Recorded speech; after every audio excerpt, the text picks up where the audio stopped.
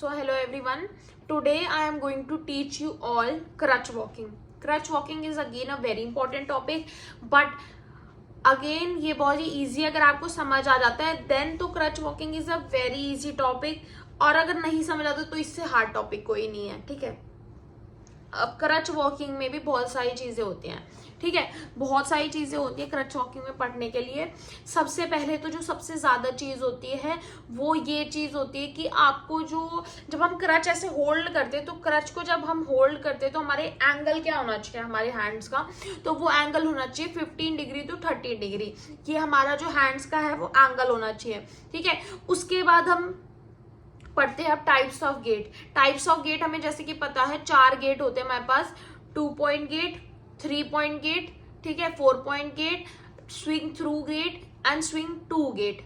ठीक है, अब मैं आपको धीरे धीरे करके एक एक करके बहुत ही सिंपल लैंग्वेज में उसमें जो मैं एक्शंस करूंगी बस उसको आप समझना है एक बार. ठीक है, सबसे पहले हम आते हैं 2 पॉइंट गेट पे.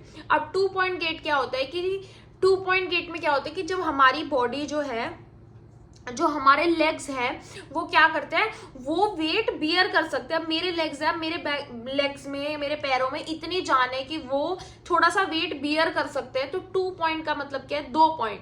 तो एक समय पे आप धरती के ऊपर पैर रखेंगे तो 2 पॉइंट के थ्रू रखेंगे. दैट इज मैं एक क्रच और एक पैर, ये मानो मेरा क्रच है और ये मेरा पैर है, तो मैं इन दोनों का मूवमेंट साथ में करूंगी. तो दैट इज अगर ये मेरा लेफ्ट लेग है, ये मेरा राइट लेग है, तो मैं left crutch and right leg को आगे लेके जाऊंगी. देन मैं अपने right crutch and left leg को आगे लेके जाऊंगी. सिंपल है, बहुत ज्यादा पेयर्स में चलता है इसके अंदर. Left crutch right leg, right crutch left leg, दो मूवमेंट होगी एक साथ में. एक मेरा क्रच आगे जाएगा और उसके साथ ही मेरा एक साइड का पैर आगे जाएगा ऑपोजिट. ठीक है, और फिर जब मेरी यहां से मेरा क्रच आगे जाएगा और यहां से मेरा लेग आगे जाएगा. बहुत सिंपल है 2 point creche.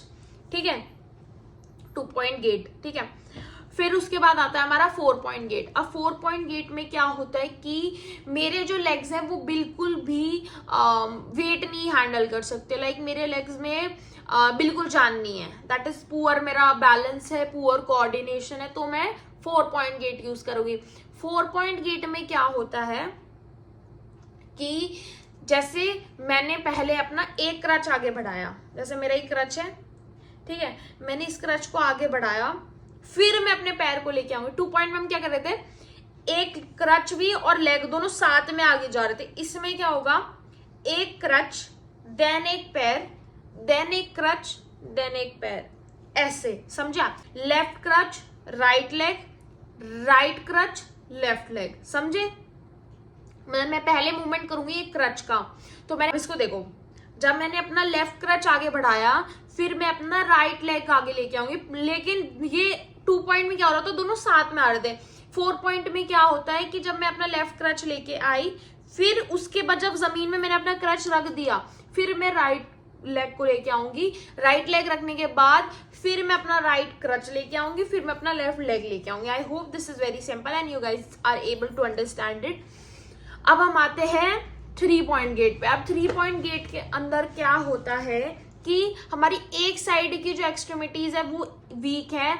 Like weak in the sense amputation हो रखा है कोई, या हिप रिप्लेसमेंट है, मतलब कुछ ऐसी चीज है जिसमें मैं एक एक्सट्रीमिटी पे बिल्कुल वेट बेयर नहीं कर सकते and my 1 extremity is normal. तो 3 पॉइंट से आप समझो, देखो बेसिकली ऐसे समझो, 2 में 2 चीजें साथ में जा रही है, 4 पॉइंट में एक सिंगल चीज साथ में जाएगी. 3 पॉइंट में क्या होता है, मेरे दोनों क्रच आगे जाएंगे और उसके साथ मेरा एक पैर जो अफेक्टेड है वो आगे जाएगा.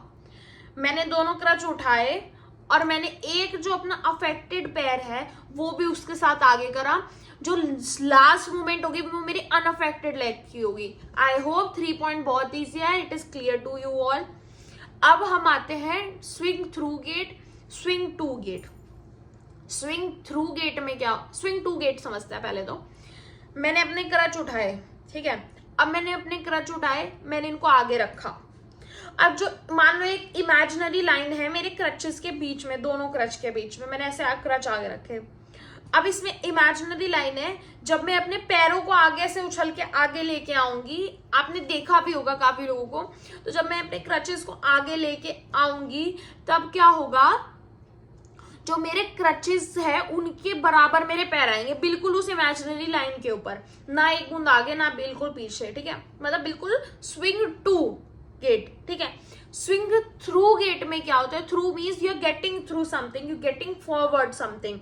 तो इसमें क्या होता है, आपने अपने क्रचेस से मूवमेंट करा, आपने अपने क्रचेस से मूवमेंट करा, आप एक जगह आ गए, अब वो इमेजिनरी लाइन है, अब आपने जब अपने पैरों का मूवमेंट करा तो अपने पैरों के मूवमेंट के थ्रू आप उस जो इमेजिनरी लाइन है उससे आगे गए हो, that is your covering more distance. अगर मान लो ये मेरे क्रचेस है, ये मेरे क्रचेस है, ये मेरी इमेजिनरी लाइन है, मैं यहां से आ रही हूँ, स्विंग टू में मैं क्या करूंगी, यहाँ पे आऊंगी, स्विंग थ्रू में मैं इससे आगे चली जाऊंगी। Simple, I hope this is very simple, this is all about swing to, this is all about the crutch walking. If you guys want to know anything else then definitely you can comment down कौन सा next topic जो आपको पढ़ना है, and definitely make a video for that. Thank you so much for watching. I hope you have a good day and meet you in the next video.